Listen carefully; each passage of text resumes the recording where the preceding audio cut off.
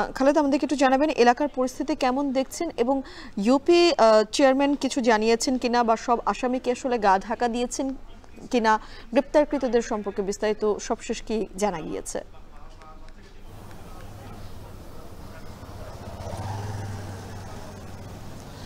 মিম, আমি এই জায়গাটিতে দাঁড়িয়ে আছি, তার পিছনে যে ভবনটি দেখা যাচ্ছে সেটি হচ্ছে রুবি আক্তারের বাড়ি, যার বাড়িতে হামলার পর তার ছেলে এবং মেয়ে তিনজনকে কিন্তু পিটিয়ে হত্যা করা হয় গত বৃহস্পতিবার সকাল 9টায়।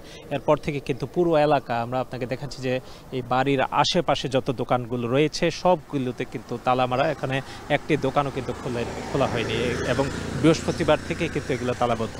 এবং আমরা পিছনে বেশ কিছু বাড়িতে গিয়েছি জানার জন্য যে মানুষজন, এত মানুষ এই গ্রামে ছিলেন আজকে দুদিন যাবত, তারা কোথায়। এখানে কিন্তু মামলা হওয়ার না, ঘটনার পর থেকেই কিন্তু এখানে বলা যায় যে গ্রামটি পুরুষ শূন্য, এখানে কোনো মানুষজনকে আমরা তেমন বাড়িতে দেখতে পাচ্ছি না। কিছু মহিলারা বাড়িতে আছেন, পুরুষরা কিন্তু এখানে তেমন একটা নেই। এখন পর্যন্ত 8 জনকে গ্রেফতার করা হয়েছে, এর মধ্যে পুলিশের কাছে 2 জনকে হস্তান্তর করা হয়েছে, বাকি 6 জনকে র্যাব গ্রেফতার করেছেন। তো এর মধ্যে আলোচিত বেশ কয়েকজন আসামি রয়েছেন বলে আমরা জেনেছি।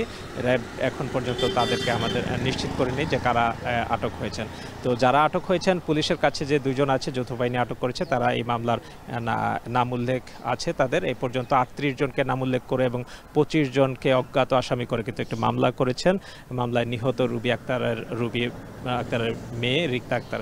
তো এখন পর্যন্ত আমরা দেখতে পাচ্ছি যে পুরো এলাকা যে থমথমে পরিস্থিতি বিরাজ করছে, মানুষজন নেই।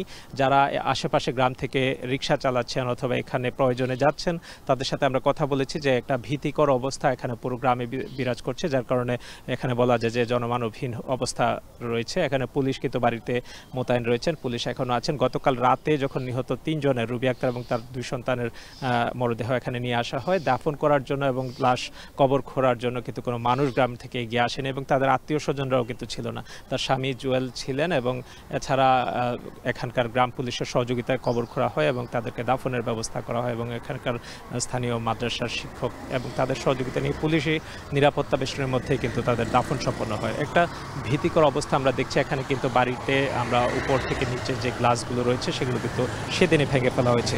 মোবাইল চুরির ঘটনাকে কেন্দ্র করেই আসলে উত্তেজনার সৃষ্টি হয় এবং বৃহস্পতিবার সকালে চেয়ারম্যান এবং মেম্বার এখানে এই বাড়িতে আসেন এবং রুবি আক্তারের সাথে বাকবিতণ্ডা, উত্তেজনার পরিস্থিতি থেকেই কিন্তু এই ঘটনার সূত্রপাত এবং তাদের বিরুদ্ধে মাদকের অভিযোগ বলে কিন্তু তাদেরকে হত্যা করা হয়। মিম।